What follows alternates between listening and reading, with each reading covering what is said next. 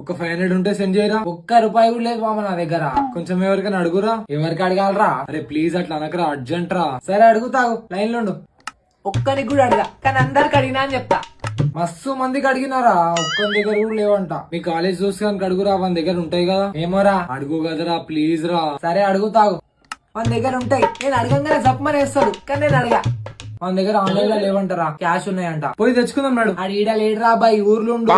ఇంకెవరి దగ్గర ట్రై చేయరా. ఎవరు లేదు, అందరికి అడిగేసిన. నీ పిల్లకి అడిగి చూడరా ఒకసారి. నేను అడగరా, ఆమె గట్టిగా వేసుకుంటుంది నన్ను. నా కోసం అడుగురా ప్లీజ్ రా. సరే తి.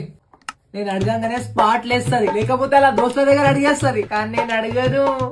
500 కూడా లేవా అని గట్టిగా ఎత్తేసింది రా అబ్బాయి. ఏమనుకోకపోతే మీ అన్నని అడుగు కదరా. వాడే నా దగ్గర అడుక్కుంటాడు రా. జస్ట్ అడిగి చూడరా, ఇస్తే మంచిదేగా. అడుగుతాగు. మా అన్న గాని ఫోన్ పాస్వర్డ్ కూడా తెలుసు, పైసలు కూడా ఉన్నాయి, కానీ కొట్టను. 200 ఉంటాయి రాబాయ్ అంటుండు మా అన్నగాడు. సారీ రా సాయి, నా వల్ల నువ్వు బద్నాం అయిపోయింది. లైట్ మా అమ్మ, నేను ఫ్రెండ్షిప్ కోసం ప్రాణమైన ఇస్తా, కానీ పైసలు ఇయ్య.